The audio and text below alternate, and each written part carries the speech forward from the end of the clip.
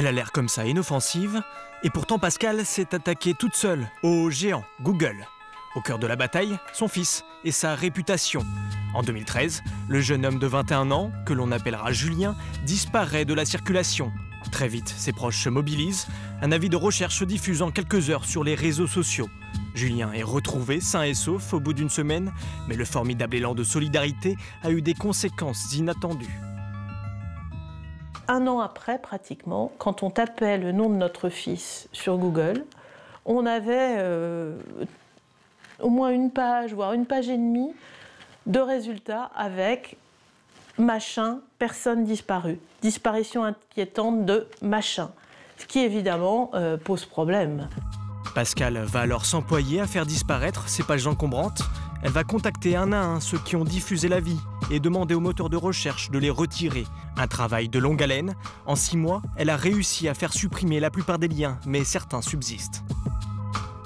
C'est quasiment indélébile, c'est quasi impossible après d'effacer. On a affaire à des ordinateurs, on a affaire à des machines, on a affaire à des messages automatiques, alors que en fait, c'est la vie des individus qui est en cause et ils n'en ont rien à faire. Dans son combat, Pascal a été aidé par ce site indépendant qui se propose de faire le lien entre le plaignant et les moteurs de recherche. C'est ce spécialiste de l'e-réputation qui l'a créé. Aujourd'hui, la première page Google d'une personne, c'est comme le visage numérique de cette personne. C'est-à-dire que quand vous rencontrez quelqu'un dans la rue, la première chose que vous voyez de cette personne, c'est son visage. Si cette personne elle a une cicatrice ou elle a une information qui ne lui convient pas sur son visage numérique, bah c'est très visible, hein, parce que c'est en première page. Une cicatrice un peu plus facile à estomper, car depuis un an, les règles ont changé. La Cour de justice européenne a reconnu le droit à l'oubli des ressortissants de l'Union. Pour montrer sa bonne volonté, Google a mis en place un formulaire dédié. L'ennui, c'est qu'il est difficile à trouver sur Google, justement. Vous tapez formulaire droit à l'oubli. Vous verrez que vous ne le trouverez pas. C'est-à-dire que Google a appliqué le droit à l'oubli à son formulaire du droit à l'oubli. Le géant américain refuse toute communication sur le sujet, mais a organisé des colloques à travers l'Europe pour recueillir l'avis d'experts. Une rare occasion d'écouter brièvement le représentant de la firme. La décision rendue par la Cour de justice européenne nous a obligés à omettre certains résultats des recherches sur le nom d'une personne. Et nous n'avons pas accueilli cette décision avec beaucoup de plaisir. Depuis mai dernier, Google a reçu près de 850 000 liens. 4 fois sur 10, la demande a été prise en compte, mais les pages ne sont pas réellement supprimées. Il faut bien comprendre que vous n'obtenez pas la suppression de l'information sur Internet.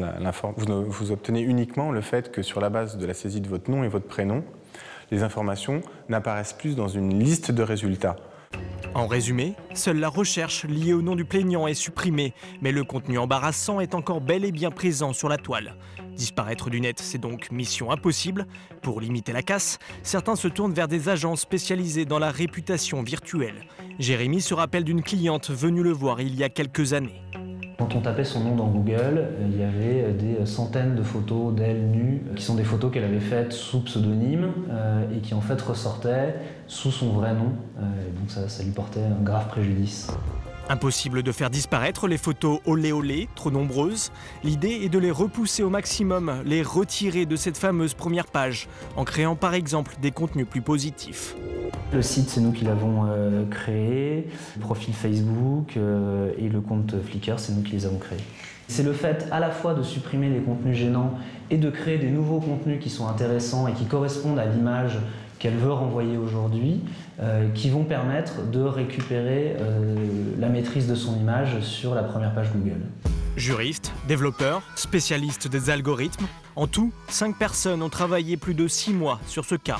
Et pour plusieurs milliers d'euros, la jeune femme est dorénavant habillée sur la première page de Google.